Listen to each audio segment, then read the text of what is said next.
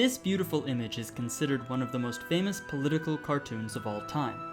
It was created by British artist James Gilray in 1805, and it depicts French Emperor Napoleon and British Prime Minister William Pitt the Younger slicing up the world along each empire's respective spheres of influence. It goes without saying that this is truly a work of art that has stood the test of time. Compare it to this political cartoon by David Horsey that was printed originally in the Seattle Times in mid-June of this year. It is hard to know what the most cringy part of this is, whether it's the played-out phones are bad trope, or the text speak that sounds more like a 90s Budweiser commercial than anything a young person in 2019 would be caught dead saying. Now obviously that's a bit unfair of me. Gilroy's 1805 cartoon was obviously pretty good, which is why it stood the test of time. I'm sure there are oodles of not-so-good cartoons that have been left in the dustbin of history. And Horsey's cartoon, while super cringy, is clearly appealing to the demographic of people who would actually pick up a print newspaper and see his cartoon. And maybe that's a part of the problem. If fewer people are buying newspapers, what does the future hold for political cartoonists? Bob Englehart, a Pulitzer Prize finalist who worked at the Hartford Courant for 4 decades, says that political cartoons are an endangered species. Political cartoons have certainly had huge influence all across the world, and some people carry on that craft with considerable skill. But if traditional political cartoons are replaced with memes or tweets or something new, would that really be such a bad alternative? I sat down with Bob Englehart to see if he could change my mind. We're gathered here today for the demise and the obituary of the editorial cartoon business. Not really.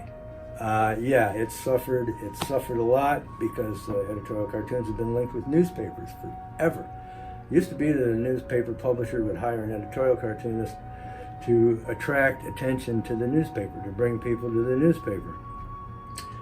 Publishers have found today that nothing will attract people to the newspapers, not to the print version anyway.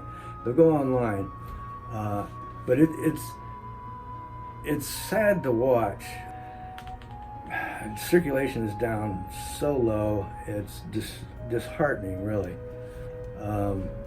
But I have to admit, I haven't read the print version of a newspaper in, since 2015. So I'm part of the problem. I can't really complain too much because I'm it, right?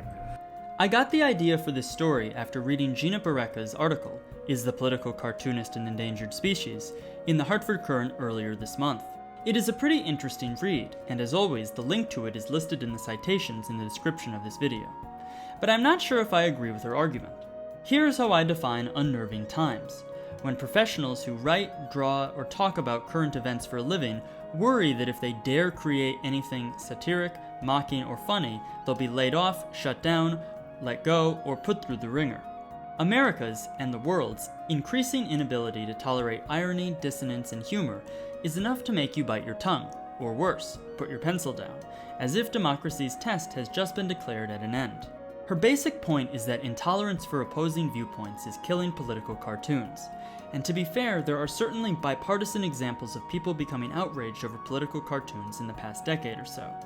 In 2008, Democrats were outraged at this cover for The New Yorker, which lampooned ludicrous accusations of the Obamas being secret political radicals. Despite the cover's controversy, the satire was pretty clear. On the other hand, in June of this year, a Canadian artist was fired following conservative outrage over drawing this political cartoon of Donald Trump playing golf near the bodies of 2 dead migrants. Still, I am not sure that the world is really becoming too sensitive to be able to handle political cartoons. If people are increasingly finding political commentary to be too harsh, why are memes so popular? Meme culture in general is seemingly far less tactful than most political cartoons you'll see in newspapers today. How many viral memes would have really made it past an editor's desk if submitted in a traditional newspaper? It seems to me that because of newspapers' declining subscriber numbers, publishers are super scared to risk losing even more customers, which can lead to punishing political cartoonists who rock the boat. Bob Englehart agreed that that was a factor, but said that that's not all. Publishers don't want to lose one subscriber. Not one. That's one problem. The other problem is they don't have the staff that they used to have when I would draw a cartoon that pissed people off, the phone would ring all day long. The editor would, okay, well, it was freedom of speech. Yeah, you give them a little lecture. Try to be nice. And that would tie up a whole afternoon for some editor. Well, we don't have those editors anymore. The Hartford Courant used to have, at its peak, had 13 people on the editorial page. Today, there's one.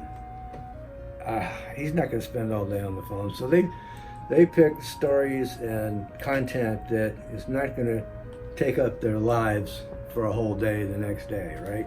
I want to be really clear about where I'm coming from on this. I am not against political cartoons. They have a rich history and can be pretty engaging when done well.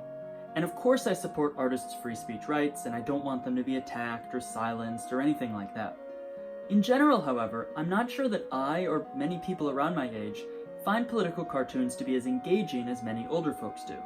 But I do find myself mindlessly scrolling through Reddit and Twitter, checking out memes that seem to be the modern-day equivalent of political cartoons. But Bob Englehart doesn't quite see memes as a fitting replacement for what he does. Anybody can do a meme. All you need is the computer equipment. Not anybody can draw a good editorial cartoon. Not anybody can draw a caricature. Drawing caricatures is fun. It's just fun to look at. I mean, you can have a cartoon that's just all caricature and really not much of a gag, but you still laugh at it because you make Mitch McConnell look like a moron, which he is, but the caricature helps advance that. So it's the drawing. People respond to drawing.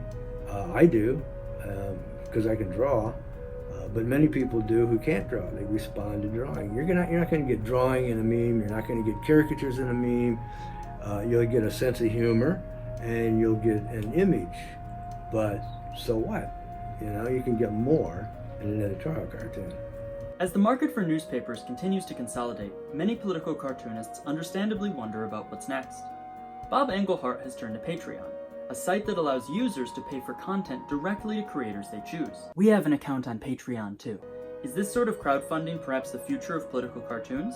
I like it. I like it because of the freedom of it. I'm not dependent on a newspaper or a website.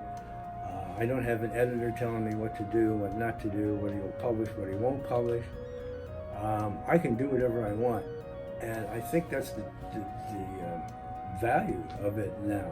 This is the future. I mean, it's going to be one-on-one instead of 200,000 people buying a newspaper